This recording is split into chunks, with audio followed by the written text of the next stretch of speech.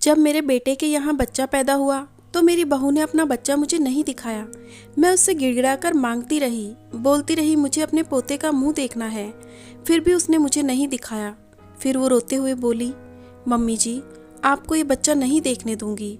फिर उसी रात उस बच्चे को न जाने कहीं दूर फेंक आई।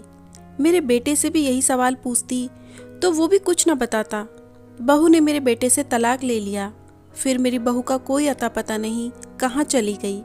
मेरी 2 बहू के साथ ऐसा ही किस्सा हुआ। मुझे बहुत हैरत होती। 1-2 बार इंसान के साथ ऐसी अजीब घटनाएं होती हैं, इसलिए शुरू में मैंने उस बात के बारे में ज़्यादा नहीं सोचा। लेकिन अब ये तीसरी दफ़ा था कि मेरा बेटा बहू ब्याह कर लाया था। ना तो वो मुझसे रिश्ता करने के लिए कभी पूछता और ना ही शादी करने से पहले मुझसे कोई बात पूछता। एक शाम को किसी ने घर का दरवाज़ा खटखटाया। मैंने दरवाज़ा खोला तो सामने मेरा बेटा एक खूबसूरत सी लड़की जिसके सर पर लाल गोटेदार चुंदड़ी ओढ़ी हुई थी मेरे सामने खड़ी थी। मम्मी आप देखती ही रहोगी या रास्ता भी देकर हमें अंदर बुलाओगी? मेरे बेटे ने बेधड़क होकर कहा तो मैं 2 कदम पीछे हटी। वो और उसकी नई नवेली दुल्हन घर में आ गए। माँ देखो तुम्हारी सेवा के लिए बहू लेकर आया हूँ। मेरे बेटे ने चारपाई पर बैठकर बड़े गर्व के साथ कहा, जैसे कोई जंग जीत कर आया हो। मैंने बहू की तरफ इशारा करते हुए पूछा, खाना खाकर आए होंगे? नहीं मम्मी, बेटे ने मना कर दिया तो मैं किचन में आ गई। रोटी डाली और ट्रे में सब्जी और रोटी रखकर ट्रे बाहर ले आई और बेटे और बहू के सामने रखा तो वो दोनों खाने में बिजी हो गए। मैं वही कुर्सी पर बैठकर उन दोनों को देख रही थी। भला इतनी खूबसूरत लड़की को क्या जरूरत मेरे आम से शक्ल सूरत वाले बेटे के साथ शादी करने की? मैंने सोचा। इतनी देर में बेटे की आवाज़ पर चौंक गई। माँ चाय भी बना दो, सर दर्द कर रहा है बहुत। बेटे ने कहा, अभी लाई। मैंने उनके सामने से खाने की ट्रे हटाते हुए कहा और किचन में चली गई। चाय पीते हुए भी वो लड़की बिल्कुल चुप, दुनिया से बेखबर बैठी थी। फिर चाय पीने के बाद बेटा उसे लेकर अपने कमरे में चला गया तो मैं भी अपने कमरे में आकर सो गई। सुबह उठी, उसका नाश्ता बनाया। बेटा नाश्ता करके काम पर चला गया तो बहू ने बर्तन उठाए और किचन में ले गई। बेटा तुम्हारा नाम क्या है? मेरे सवाल पर उसने मुझे देखा। जी मेरा नाम आरती है। तुम्हारा घर कहाँ है? मैंने उससे पूछा। मेरा घर आगरा में है। वो छोटा सा जवाब देकर बर्तन धोने लगी। घर में कौन कौन है? मैंने अब किचन में रखी कुर्सी पर बैठते हुए पूछा। मम्मी पापा, एक भाई और 2 बहनें। उसने बड़े प्यार से अपना काम करते हुए जवाब दिया। तुम दोनों की शादी में तुम्हारे घर से कोई नहीं आया? मैंने पूछा तो उसने बड़ी परेशानी से मुझे देखा। मुझ बदनसीब लड़की के हिस्से में मेरे माँ बाप के सामने मेरी विदाई मेरी किस्मत में नहीं थी। उसने थोड़ा मुस्कुराते हुए जवाब दिया और अपने कमरे में चली गई। मुझे बहुत अफसोस हुआ कि मैंने ये सवाल क्यों पूछा। वो बच्ची मेरी वजह से दुखी हो गई थी। फिर दोबारा से मैंने उससे इस तरीके का कोई सवाल नहीं किया। शुरू के दिनों में तो वो बस घर का काम करती और अपने कमरे में चली जाती, फिर सारा दिन अकेली कमरे में बैठी रहती। फिर धीरे धीरे बहू मेरे पास शाम में आकर बैठ जाती और मुझसे बातें करती, मेरा ख्याल रखती। अब मुझे भी अपनी बहू से थोड़ा सा लगाव होने लगा था। बेटा तो सुबह का गया रात को ही आता है। यूं ही वक्त गुजरता चला गया। मेरे बेटे की शादी को 9 महीने हो गए थे। आज भगवान ने मेरे बेटे को चांद सी गुड़िया दी थी। मैं तो बहुत खुश थी कि मेरे घर लक्ष्मी आई है, पर ना तो उस बच्ची की पैदाइश पर मेरा बेटा खुश था और ना ही मेरी बहू खुश थी। बहू ने तो मुझे अपने बच्ची की शक्ल ही नहीं देखने दी और रोती हुई बोली कि मम्मी जी आप उस बच्ची को नहीं देखे तो अच्छा है। मैंने फ़ोन करके अपने बेटे को बताया तो उसने भी अस्पताल आने से मना कर दिया और कहा कि मैं छुट्टी होने पर खुद ही बहू को घर ले आऊँगा, वो काम में बिजी है। मेरी ये तीसरी बहू थी और इससे पहले दोनों बहुओं के साथ भी यही किस्सा था। ना तो बच्चे की पैदाइश पर बेटा अस्पताल आता, ना बच्चे को देखता और ना ही बहू मुझे अपने बच्चे को देखने देती। मैंने बहुत मिन्नतें की बहू से, एक झलक मुझे तो देखने दो, मगर बहू किसी भी तरह से मेरी बात मानने को तैयार नहीं थी, बल्कि अब रोने लगी थी। रोते रोते उसकी सिसकियाँ बंद हो गई। बेटा बस चुप हो जाओ, ऐसे रोते नहीं हैं। मैंने अपनी बहू को सहलाते हुए कहा तो उसके रोने में और तेजी आ गई। मैं उसे चुप करवाने लगी और बोली कि ठीक है, तुम बच्ची मुझे नहीं दिखाना चाहती हो तो मत दिखाओ, मगर रोना तो बंद करो। उसे यूं रोते देखकर मेरा दिल धड़कने लगा था। अजीब अजीब से ख्याल मेरे दिल में घर कर रहे थे। फिर अचानक रोते हुए बोली, मम्मी जी, मेरी बेटी के नसीब भी मुझ जैसे होंगे, एकदम काला नसीब है। उसने आंखों में आंसू समाये मुझे देखते हुए पूछा था, ना मेरा बच्चा, ऐसा नहीं कहते। भगवान ने सबके नसीब अच्छे ही लिखे होते हैं, बस वक्त पर मुश्किलें आती रहती हैं और फिर खत्म हो जाती हैं। मैंने उसे समझाया। मुझे लगा कि शायद मेरे बेटे और उसकी आपस में कोई लड़ाई हुई होगी, तभी बहू इतनी दुखी थी। मम्मी जी, आप भगवान से प्रार्थना कीजिए कि मेरी बेटी का नसीब अच्छा लिखे और मेरे नसीबों की तरह काली शाही भी ना पड़े मेरी बच्ची पर। उसकी बात पूरी करते हुए सिसकियां बंद गई थी। मैं बहू को घर ले आई, मगर बहू ने बच्चे को अभी भी अपनी चादर में छुपाया हुआ था। उस बात को 2 दिन हो चुके थे कि एक रोज शाम के वक्त बहू बच्ची को लेकर घर से निकल गई। कुछ देर बाद बहू घर में आई। तुम कहाँ गई थी? मैंने हैरत से उसे देखा। बच्ची कहाँ है? मैं उसका खाली कमरा देखकर परेशान थी। अब बहू को भी अकेला देखकर मुझे डर लग रहा था। मैं उसे छोड़ आई जहाँ उसका ठिकाना था। कहाँ है मेरी बच्ची, मेरे बेटे की औलाद, मेरी लखते जिगर? किसी से भी बिना पूछे कैसे तुम उसे कहीं छोड़ आई? मैंने उसे कंधों से पकड़ते हुए और रोते हुए पूछा। कितने वक्त बाद तो मुझे मेरा घर परिवार पूरा लगने लगा था और फिर सब कुछ उजड़ता हुआ महसूस हो रहा था। फिर वो रोते हुए बोली, उस बच्चे से आपका या आपके बेटे का कोई मतलब नहीं था, बस इसलिए मैं उसे फेंक आई हूँ और आपकी किसी बात का कोई जवाब नहीं है मेरे पास। मैं एकदम से झटके में आ गई थी। आखिर ये सब क्या चल रहा था? फिर एक दिन आरती कहीं चली गई। वो कैसे जा सकती थी यूं अचानक, और कहाँ जाएगी? उसके तो माँ बाप भी उससे नाराज थे। ये सब सवाल मुझे परेशान कर रहे थे, लेकिन मैंने अपने बेटे से कुछ ना पूछा, क्योंकि मैं जानती थी कि वो हमेशा की तरह वही कहानी सुनाता था कि उसकी बीवी का कहीं चक्कर था और वो इस घर की गरीबी से परेशान थी, इसलिए यहाँ से चली गई। जबकि मेरा दिल किसी भी हाल में मानने को तैयार नहीं था कि आरती ऐसी है। पहले जितनी भी बार बेटा बहू ब्याह कर लाया था तो वो मुझसे बात करती नहीं थी, वो बस अपने कमरे में ही बंद रहती थी, और जब घर छोड़कर चली जाती मुझे कोई खास फर्क नहीं पड़ता था। बेटी की हर बात पर यकीन कर लेती, लेकिन इस बार मेरा दिल मानने को तैयार नहीं था। कुछ ही दिनों बाद मुझे अपने बेटे से इतनी नफरत सी हो गई थी कि कभी कभी ऐसा लगता था जैसे भगवान ने मुझे आरती के रूप में बेटी दे दी हो। वो मेरी छोटी छोटी जरूरतों को ख्याल रखती थी और हर वक्त मेरी सेवा करती थी। जितना वक्त वो मेरे साथ रही थी उतना तो मैं जान गई थी कि ना वो बच्चा अपनी मर्जी से छोड़कर आई थी और ना ही घर उसने अपनी मर्जी से छोड़ा था। मेरी तो जैसे रातों की नींद उड़ गई। हर वक्त आरती की फिक्र में लगी रहती। सोने को आंखें बंद करती तो उसका चेहरा आंखों के सामने आ जाता। सच क्या था मैं नहीं जानती, क्योंकि मेरा बेटा हर थोड़े दिनों बाद शादी कर लेता था, वो भी छुपकर। हर बार बच्चे की पैदाइश के बाद मेरी बहू बच्चे को नहीं दिखाती थी और कहीं दूर फेंक आती। फिर वो घर छोड़कर चली जाती। मेरे दिमाग में हर रोज ये सवाल घूम रहे थे, लेकिन उनका जवाब नहीं था मेरे पास। जिसके पास था वो मुझे बताना नहीं चाहता था। लेकिन अब मैंने इरादा कर लिया था कि सच क्या है जानकर रहूंगी। सुबह उठते ही मैं अपनी बचपन की सहेली के घर गई, जिसकी इकलौती बेटी तलाकशुदा थी।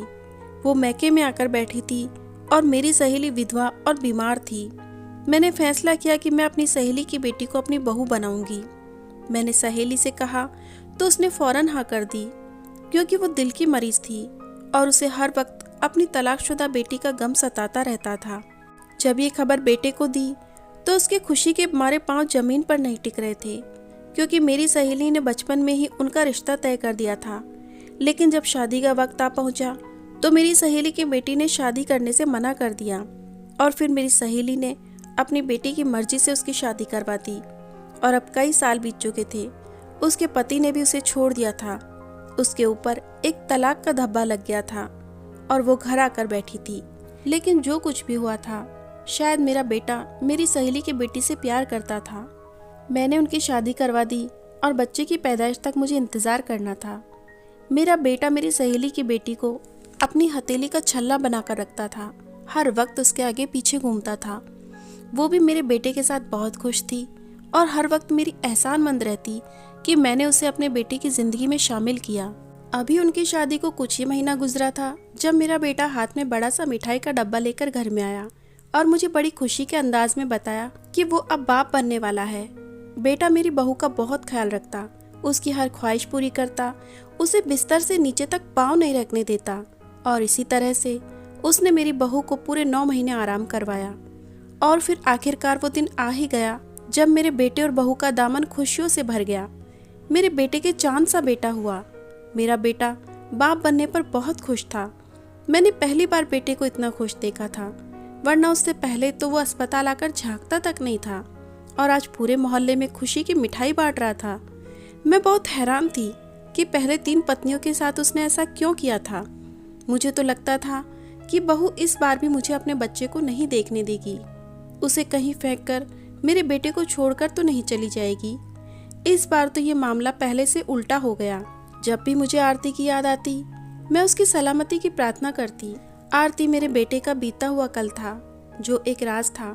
वो पहेली अब भी उलझी हुई थी। एक दिन मुझे मालूम हुआ कि मेरी ननद इस दुनिया को छोड़कर हमेशा के लिए चली गई।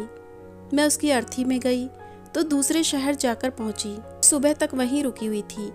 देखा कि नंद की बेटी की 3 साल के बच्चे को बहुत तेज बुखार है। फिर मैं अपनी नंद की बेटी को लेकर करीबी अस्पताल चली गई। वहां बच्चे का इलाज करवाया। मैं अस्पताल के अंदर बने हुए मेडिकल स्टोर से दवाई ले रही थी कि अचानक से कोई मुझसे टकराया। टकराने वाले के हाथ से फाइल गिर गई थी और उसके साथ एक 1.5 साल की बच्ची थी। मैं फाइल उठाने के लिए झुकने लगी तो उसने जो कहा, मेरे पैरों तले से जमीन निकल गई। मेरे कानों में आरती के नाम की आवाज आई थी। सामने खड़ी लड़की, जिसने खुद का चेहरा चादर से लपेटा हुआ था, अचानक छूट गया। वाकई आरती थी। मैं हैरान रह गई। फिर मैं उसके पास गई, रोते हुए गले से लगाया और उससे घर छोड़ने की वजह पूछी तो वो बताने को तैयार नहीं थी, मगर मेरे मजबूर करने पर उसने सब बता दिया। उसने जो सारी बातें बताई वो जानकर मेरे होश उड़ गए। कभी सोचा भी नहीं था कि मेरा बेटा उस हद तक भी गिर सकता है। आरती रोते हुए बताने लगी, मेरी एक छोटी सी गलती ने मुझे बर्बाद कर दिया। मैं अपने कॉलेज के एक लड़के को पसंद करती थी और वो भी मुझे पसंद करता था। एक दिन उसने मुझे मिलने बुलाया तो मैं चली गई। उसने मुझे शरबत पिलाया जिसमें न जाने क्या था। आँख खुली तो मैं जान चुकी थी कि मेरी इज्जत नीलाम हो चुकी है, लेकिन उसने सबको अपनी मोहब्बत का नाम देकर टाल दिया। एक दिन तबीयत खराब हुई तो मम्मी अस्पताल ले गई। वहाँ डॉक्टर ने बताया कि मैं उम्मीद से हूँ। घर आकर मम्मी पापा ने बहुत मारा और कहा कि मैं उस लड़के को बुलाऊं ताकि वो मेरी उससे शादी करके मुझे वहाँ से विदा कर दें, क्योंकि मेरी आवारगी का धब्बा शायद अपनी दूसरी बेटियों पर पड़ने देना नहीं चाहते थे। मैंने उसे कॉल करके सब कुछ बता दिया तो वो हंसने लगा और ये कहकर टाल दिया कि वो बस मुझे पागल बना रहा था। वो क्यों करेगा मुझ जैसी आवारा लड़की से शादी। फिर मैं अपना घर छोड़कर एक वृद्धाश्रम में जा पहुंची, जहां बेसहारा औरतें रहती थी। घर छोड़ने की वजह थी कि मेरे भाई और मेरे पापा मेरी जान के दुश्मन बन गए थे। वो दिन रात मुझे खत्म करने के प्लान बना रहे थे, इसलिए मौका मिलते ही मैं घर से भाग गई। इसी विधवा आश्रम में रहते हुए मुझे अभी कुछ ही दिन हुए थे कि मेरी मुलाकात आपके बेटे से हुई थी, क्योंकि आपका बेटा इस विधवा आश्रम में आता जाता था।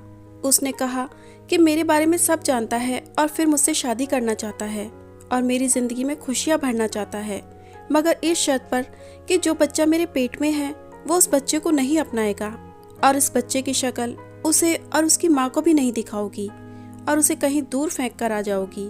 मैंने उसकी शर्त मान ली और आपके बेटे से शादी कर ली। मेरी मजबूरी थी कि मैं फिर से इज्जत की जिंदगी जीना चाहती थी। शादी के बाद मैं आपके बेटे की हर बात मानती थी और जब बच्ची पैदा हुई तो उसे दूसरे शहर के एक यतीम खाने में दे आई।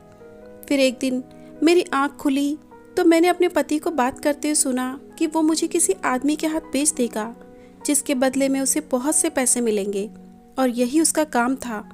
वो इस इरादे में आने वाली खूबसूरत लड़कियों से धोखे से शादी कर लेता और जब जी भर जाता तो उन्हें आगे बेच देता।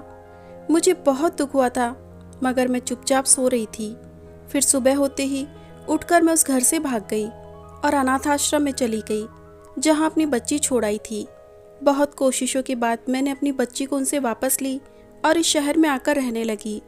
अब मैं एक स्कूल में टीचर हूँ। अपना और अपनी बेटी का गुजारा कर रही हूँ। उसकी बात पूरी हुई तो उस वक्त मेरी आंखें शर्म से झुक गई थी। मैंने उससे अपने बेटे की हुई गलती की माफ़ी मांगी और मेरे पास जितने पैसे थे उसे थमा दिए। उसकी बेटी को प्यार किया और इतनी देर में मेरी ननद की बेटी दवाई लेकर आ गई। फिर रात को ही घर के लिए निकल गई। ये कैसी हकीकत थी मेरे बेटे की? मैंने अपने बेटे की ऐसी परवरिश तो नहीं की थी। घर आई तो सब कुछ वैसा ही था जैसा छोड़कर गई थी। मेरा खुशहाल घर। मेरी बहू पास आकर बैठी और इतने दिनों की दूरी और उसकी बातें सुनाने लगी। उसके चेहरे से खुशी झलकती थी जब भी वो बताती थी कि मेरा बेटा उसका कितना ख्याल रखता है। पहले तो सोचा कि सारी बातें अपनी बहू को बता दूं, फिर चुप रहना बेहतर समझा। रात हो गई और बेटा और बहू रात का खाना खाकर अपने कमरे में चले गए और मैं अपने कमरे में आ गई। फिर बिस्तर पर लेटे यही सोचती रही, क्या मुझे सारी बातें अपनी बहू को बता देनी चाहिए? नहीं, अब तो वो ठीक हो गया है और मुझे नहीं लगता कि वो अब भी उस बुरे चक्कर में पड़ा हुआ है। जब से मेरी बहू उसकी ज़िंदगी में आई थी वो अपनी पिछली तमाम बुरी आदतें बदल चुका था। वो दोनों भी अपनी ज़िंदगी में बहुत खुश थे और मेरा भी तो एक ही सहारा था। जो भी था वो मेरे बेटे का बीता हुआ कल था। वो आज सब कुछ नहीं कर रहा था। इसलिए मैंने फैसला किया कि मैं किसी को भी आरती की बताई हुई बात का जिक्र नहीं करूँगी। अचानक से मेरे बेटे के कमरे से कुछ आवाज़ें आने लगी। मैं ना चाहते हुए भी उनके कमरे के पास थोड़ी बातें सुनने लगी। मैंने सब सुन लिया। मैं आपकी हकीकत सबको बताऊंगी। शर्म नहीं आई अपनी बीवी का सौदा करते हुए? मेरी बहू जोर से चिल्लाई थी। साथ ही थप्पड़ की आवाज़ आई। तुम्हें ज़्यादा ही सर चढ़ा लिया, इसलिए अपनी औकात ही भूल गई हो। सोचा तो मैंने भी था कि सारी जिंदगी तेरे साथ रहूँगा, लेकिन क्या है ना, तेरा दाम ही ऐसा लगा है कि मैं लाख मना करने के बावजूद भी मान गया। इतनी रकम मिलेगी तो आराम से ऐश करूँगा। पहले मेरे बेटे के चीखने और फिर हंसने की आवाज़ आने लगी। चल उठ, तैयार हो जा, मैं अभी कुछ देर में माला माल हो जाऊँगा, उसने हंसते हुए कहा। मैं अपने कमरे में आई और जल्दी से पुलिस को कॉल किया। कुछ ही देर में दरवाज़ा बजा और मेरा बेटा दरवाज़ा खोलने गया तो वो हैरान रह गया क्योंकि दरवाजे पर पुलिस थी। और फिर सारी हकीकत बताने के बाद पुलिस मेरे बेटे को ले गई। मेरा बेटा मेरा इकलौता सहारा था। चाहती तो चुप रहती और अपना बुढ़ापा सुकून से गुजारती, मगर मेरा ज़मीर अभी जिंदा था। उस आवाज़ ने मुझे खामोश नहीं रहने दिया। मैं हमेशा सोचती कि भगवान ने मुझे बेटी क्यों नहीं दी, ऐसे बेटे की जगह।